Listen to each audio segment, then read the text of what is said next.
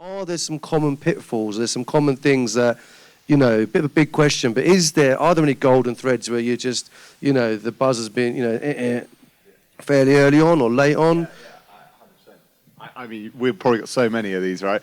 Yeah, like there are some weird ones that this is going to sound like cheating, but if you're not a Series C company raising 100 million, try not to get a broker to be approaching funds.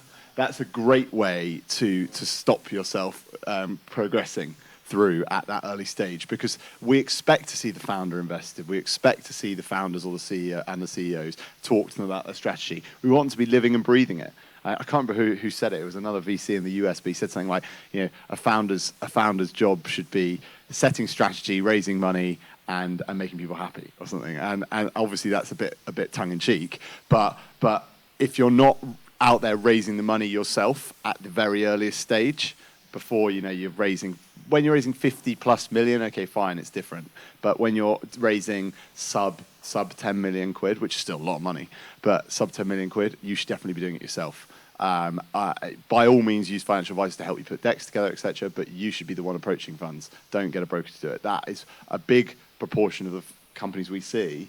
We actually find that to be a real turn-off, because we're like, well, on the one hand, the founder is being efficient, but on the other hand, how do we know they're in the detail of the pitch and everything they're talking about? It just doesn't ring right. It doesn't sit right with us.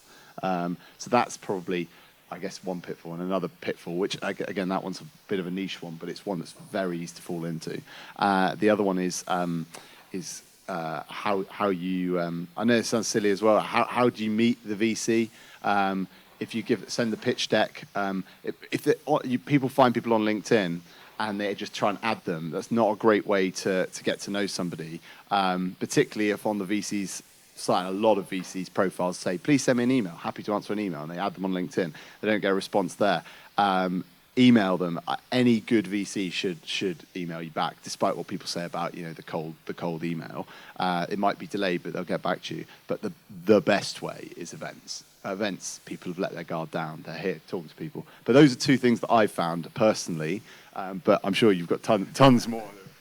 And yeah, again, we are slightly earlier stage. So our what we see is slightly different. I mean, our funnel, if you can call it a funnel, about 40% of companies, the pitches that we get, we don't actually see them because they fall out at that stage.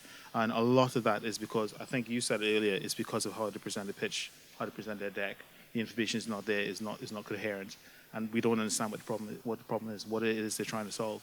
I mean, the amount of times I've gone through a deck and probably 10 to 15 slide in, you're just trying to now figure out what is this all about. It's just hard work. I think that's a big pitfall for us in terms of trying to get companies through. We invest about 2 to 2.5% of what we see typically. So we see quite a bit and invest quite a little. For me, that's the biggest pitfall. I mean, the low is more. I mean, you can go through it in forever, but yeah, I think that's probably the biggest one for us.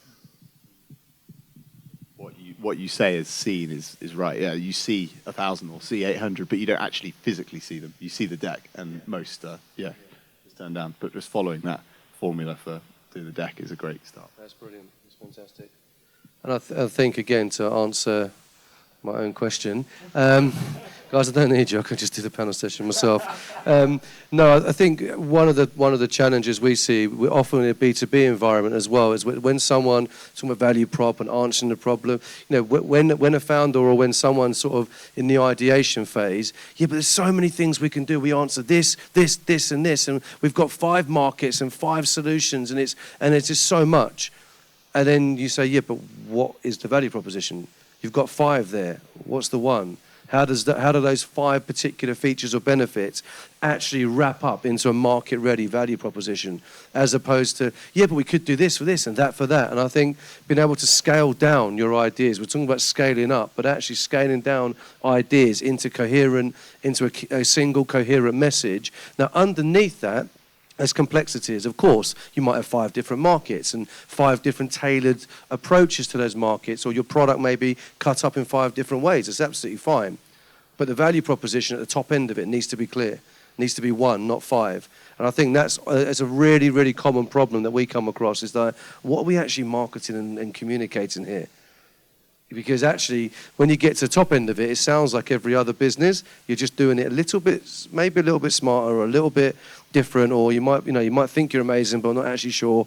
So I think just really work hard at creating that single compelling message. Not trying to say to simplify a complex solution, oversimplify it, but if there's not a single compelling message, it's always diluted. And, if Jeffrey's sitting there saying, well, 10 slides in, I'm still trying to work out what you do, you're not going to get very far. And the reason that he's getting that is because 10 slides in, the team are still trying to work out what they do because they do everything.